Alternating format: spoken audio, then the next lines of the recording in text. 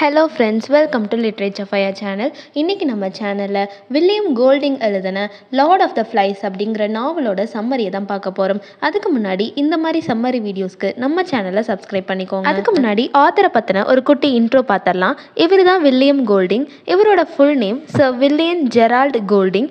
இவர் 1911 பிறந்து 1993 இறந்திருக்காரு. இவர் ஒரு British novelist, play right and poet. அது மட்டும் இல்லாமல் 12 வால்யூம்ஸ் ஆஃப் ஃபிக்ஷனை இவர் லைஃப் டைமில் பப்ளிஷ் பண்ணியிருக்காரு.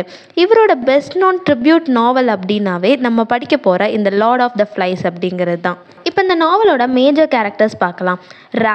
ரால்ஃப் யாருன்னா இந்த நாவலோட ப்ரொட்டகானிஸ்ட். இவங்க எல்லாருமே ஒரு டீனேஜ் வயசில் இருக்கிற பசங்க தான். இவங்க எல்லாரும் ஒரு ஐலாண்டில் போய் மாட்டிக்குவாங்க. அப்படி இருக்கும்போது இவங்க எல்லாருமே ஒரு கேரக்டர்ஸாக இங்கே பில்ட் ஆகிருக்காங்க. ரால்ஃப் அப்படிங்கிற பையன் தான் அந்த பாய்ஸ் எல்லாத்துக்கும் இருக்கிற ஒரு லீடர் மாதிரி. நெக்ஸ்ட் கேரக்டர் ஜாக் யாருன்னா ஒரு ஸ்ட்ராங் வில்டு பாய். இவன் ரொம்பவே ஸ்ட்ராங்காக இருப்பான்.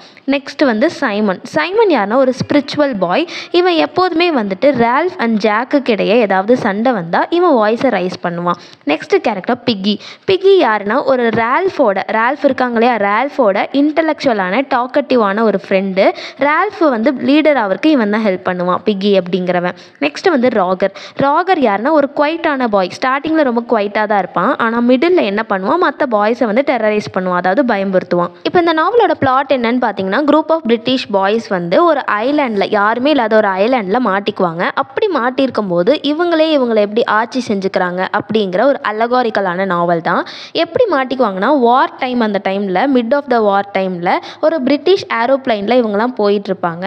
அப்படி போயிட்டு இருக்கும் போது அந்த ஏரோப்ளைன் கிராஷ் ஆயிரும், அதாவது நொறுங்கி ஒரு ரிமோட் ரீஜன், யாரும் இல்லாத, ஆள் நடமாட்டமே இல்லாத ஒரு பசிபிக் ஓஷனில் விழுந்துரும். அப்படி விழுகும்போது தான் அதில் உயிர் தப்பினவங்க தான் இந்த மிடில் சைல்ட்ஹுட் வயசில் இருக்கிற இந்த பாய். இதில் ரால்ஃப் அப்படிங்கிற ஒரு பையன் இருப்பான். அவன் என்ன பண்ணுவான் அப்படின்னா, இவனோட ஃப்ரெண்டு பிக்கி ஒரு கான்ச்சை எடுத்து கொடுப்பான். அங்கேருந்து கான்ச் அப்படின்னா சங்கு, அதை எடுத்து கொடுப்பான். உடனே ரால்ஃப் என்ன பண்ணுவான்னா, அந்த சங்கை வாயில் வச்சு ஊதுவான். எதுக்காக அதை ஊதுவான் அப்படின்னா, எல்லா பாய்ஸையும் ஒரே இடத்துல அசம்பிள் பண்ணுறதுக்காக ஊதுவான். எல்லா பாய்ஸையும் ஒரே இடத்துல அசம்பிள் பண்ணதுக்கப்புறமா அவன் என்ன சொல்லுவான்னா, நான் தான் இங்கே உங்களுக்கு லீடர், நான் தான் சீஃப் அப்படின்னு சொல்லி எல்லா பாய்ஸ்க்கும் கமெண்ட் பண்ணுவான். இப்போ ரால்ஃப் லீடர் ஆயிட்டாலே அவன் என்ன பண்ணுவான்னா, 3 பிரைமரி பாலிசிஸை எஸ்டாப்ளிஷ் பண்ணுவான். என்ன அப்படின்னா, இந்த இடத்துல, இந்த ஐலாண்டில் டு ஹேவ் ஃபன், நம்ம ஃபன்னாக இருக்கலாம். இன்னொன்று டு சர்வைவ், நம்ம சர்வைவ் ஆகணும், அதுதான் மெயின். இன்னொன்று to maintain a constant smoke signal. ஏதாவது பிரச்சனைனா ஒரு ஸ்மோக் சிக்னலை எப்போதுமே நம்ம மெயின்டைன் பண்ணணும், அதுதான் சிக்னலாக இருக்கணும் அப்படிங்கிறத சொல்லுவான். அது மட்டும் இல்லாமல் இவங்க இங்கே சிக்கியிருக்காங்க இல்லையா, வெளியே இருக்கவங்களுக்கு எப்படி தெரியும், இப்போ கடல் ஏதாவது யாரோ போகிறாங்கன்னா அவங்கள கூப்பிட்றதுக்காக என்ன பண்ணணும்னா, இவங்க ஸ்மோக் சிக்னலை கிரியேட் பண்ணாதான் இங்கே யாரோ இருக்காங்கன்னு சொல்லி அங்கேருந்து காப்பாற்றுவாங்க. அதனால என்ன பண்ணுவான் அப்படின்னா, ரால்ஃப் ரெட் ஹேர்டு பாய், அதாவது அவன் தலை ஃபுல்லாக ரெட்டாக இருக்கும், ஹேர்லாம். அது யாருன்னா ஜாக், அந்த பையன் கூடயும் ரொம்ப சைலண்ட்டாக குவைட்டாக இருக்கிற பாயான சைமன் கூடயும் ஜாயின் பண்ணி ஒரு ஸ்மோக் சிக்னலை கிரியேட் பண்ணுவான். எதை வச்சு கிரியேட் பண்ணுவான்னா, பிக்கி கண்ணாடி போட்டிருப்பான், அந்த கண்ணாடியை உரசி ஃபயர் கிரியேட் பண்ணுவான். அது மட்டும் இல்லாமல் நைட் டைம்லலாம் அந்த பாய்ஸ் அங்கே இருக்க எல்லாருமே ரொம்ப பயந்துக்குவாங்க. இந்த ஐலாண்டில் ஏதோ ஒரு பீஸ்ட் இருக்குது, ஏதோ ஒரு பேய் இருக்குது, அதாவது காட்டுத்தனமாக ஒரு விஷயம் இருக்குது அப்படிங்கிறத எல்லாருமே நம்பிட்டு இருப்பாங்க.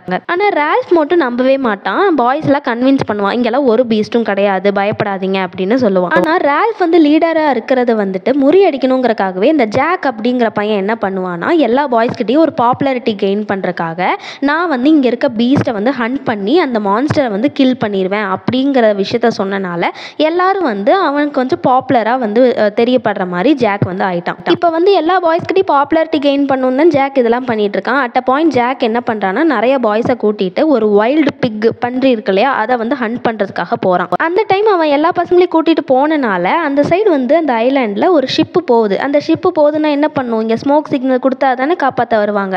இந்த பையன் ஜாக் எல்லாரையும் கூப்பிட்டுட்டு போனனால இங்கே ஸ்மோக் சிக்னல் கொடுக்கல. அதனால அந்த ஷிப்பும் அது பாட்டுக்கு போயிருச்சு. இப்படி ஒரு வாய்ப்பை போய் மிஸ் பண்ணிட்டோம்னு சொல்லி ரால்ஃபுக்கு ரொம்பவே கோவமாயிரும் ஜாக் மேலே. ஒரு நைட் என்ன ஆகுதுன்னா, அந்த பாய்ஸ் எல்லாரும் தூங்கிக்கிட்டு இருக்க சமயத்தில் அந்த ஐலாண்ட் பக்கத்தில் ஒரு பேட்டில், அதாவது ஏதோ சண்டை நடந்திருக்கு. அந்த சண்டையில் என்ன ஆகுதுன்னா, ஒரு பைலட் ஒரு பேராஷூட்டில் இறந்து போய் கீழே விழுந்திருக்காரு. அந்த இறந்து போன பைலட்டை ரொம்ப தூரத்துல இருந்து 2 பாய்ஸ் பார்த்து அது பீஸ்ட்னு சொல்லி தப்பாக நினச்சிக்குவாங்க. ஜாக் ரால்ஃபை விட பெட்டராக இருக்கணும்னு தானே எப்போதுமே எப்போதுமே நினைக்கிறான், அவன் தான் லீடராக இருக்கணும்னு நினைக்கிறான். ஸோ வந்து என்ன பண்ணுறான் அப்படின்னா, ரால்ஃபுக்கு அகைன்ஸ்டாக ஒரு அசம்பிளியை வந்து ஜாக் ஃபார்ம் பண்ணுறான். அதில் இனிஷியலாக அவனுக்கு எந்த சப்போர்ட்டும் கிடைக்கல, அந்த அசம்பிளியில் யாருமே வந்து சேரல, எல்லாருமே ரால்ஃப் பக்கம் தான் இருக்காங்க. ஆனால் ஜாக்குக்கு கொஞ்சம் கொஞ்சமாக வந்து எல்லா பாய்ஸும் வந்து ஜாயின் பண்ண ஆரம்பிக்கிறாங்க அவனோட கூட்டத்தில். இப்போ ஜாக்கோட கூட்டம் தனியாக தெரியணுங்கிறக்காக எப்படி டீம் ஃபார்ம் பண்ணுறான் அப்படின்னா, அவங்க மேலெல்லாம் மூஞ்சிலாம் கலர் பூசிக்கிட்டு அந்த மாதிரி வந்து ஒரு அவுட்லுக் கொடுக்குறாங்க. இப்படி இருந்தால் இவங்களாம் வந்து ரால்ஃபுக்கு அகைன்ஸ்டானவங்க அப்படிங்கிற மாதிரி அவங்க கூட இருக்க பசங்களெல்லாம் மூஞ்சிலெல்லாம் கலர் அப்ளை பண்ண சொல்லி இந்த மாதிரி ஜாக் பண்ணிட்டு இருக்கான். இப்போ ஒரு நைட் என்ன ஆகுதுன்னா, பிக்கியோட கண்ணாடியை வச்சு தானே ஃபயர் கிரியேட் பண்ண முடியும், அதானே அவங்களுக்கு ஒரே வழி. அந்த கண்ணாடியில் இன்னொரு பார்ட் பீஸ் இருக்கும் இல்லையா, அந்த பீஸை வந்து எடுக்கிறக்காக ஜாக் வந்து ரால்ஃபோட டென்ட்டுக்கு வரான். அங்கே வந்து பிக்கியோட இந்த இன்னொரு சைட் கண்ணாடி பீஸை வந்து எடுத்துகிட்டு போயிடறான் ஃபயர் கிரியேட் பண்ணுறக்காக. நெக்ஸ்ட் டே மார்னிங் வந்து ரால்ஃப்க்கு ரொம்ப கோவம் வந்துடுது ஜாக் டீம் மேலே. எதுக்கு இந்த கண்ணாடி எடுத்தாங்க அப்படின்னு சொல்லி. இந்த கோவத்தில் பெரிய சண்டையே நடக்குது ரால்ஃப் டீமுக்கும் ஜாக் டீமுக்கும் இடையே.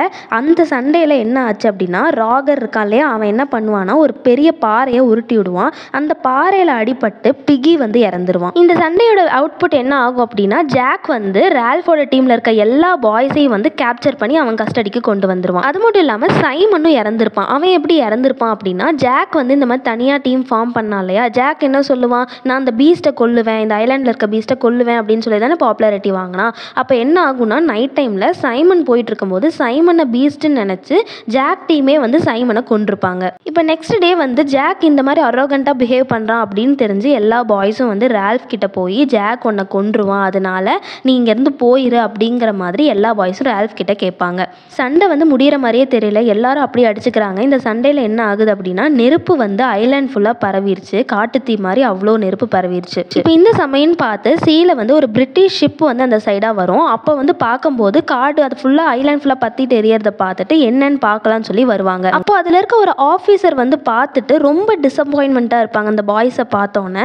ஏன்னா இந்த சின்ன வயசில் இப்படிப்பட்ட பிஹேவியர் வந்துட்டு இந்த பாய்ஸ்குள்ளே வந்திருக்கு, ஒருத்தவங்க இப்படி தனியாக இருக்காங்கங்கும்போது அவங்களுக்குள்ளேயே ஒரு ஆட்சி பண்ணுறேன் அப்படிங்கிற முறையில் எப்படிப்பட்ட ஒரு பிஹேவியர் அவங்களுக்குள்ள ஒரு டேர்ன் ஆயிருக்கு அப்படிங்கிறத பார்த்து ரொம்ப டிசப்பாயின்மெண்ட்டாக அவர் பார்ப்பாரு.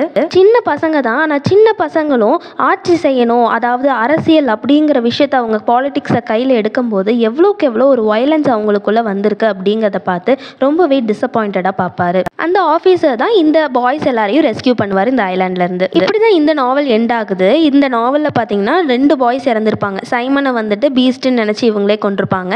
இவங்க போட்ட சண்டையில் பிகி வந்து இறந்துருப்பான். ஒரு சண்டை எந்த அளவுக்கு வந்துட்டு ஒரு அவுட்கம்மை கொடுத்துருக்கு, அது மட்டும் இல்லாமல் ஒரு சின்ன பசங்களுக்குள்ள ஆட்சி செய்யணும், நான் தான் லீடராக இருக்கணும் அப்படிங்கிற குணமே, ஒரு பாலிடிக்ஸ் குணமே எந்த அளவுக்கு ஒரு வயலன்ஸை கிரியேட் பண்ணி 2 உயிரை அவங்களுக்குள்ளேயே அடிச்சுட்டு கொண்டிருக்கு அப்படிங்கிறது தான் இந்த நாவலில் வந்து ரொம்ப அல்லகோரிக்கலாக சொல்லியிருக்காங்க. So that was the end of the novel Lord of the flies.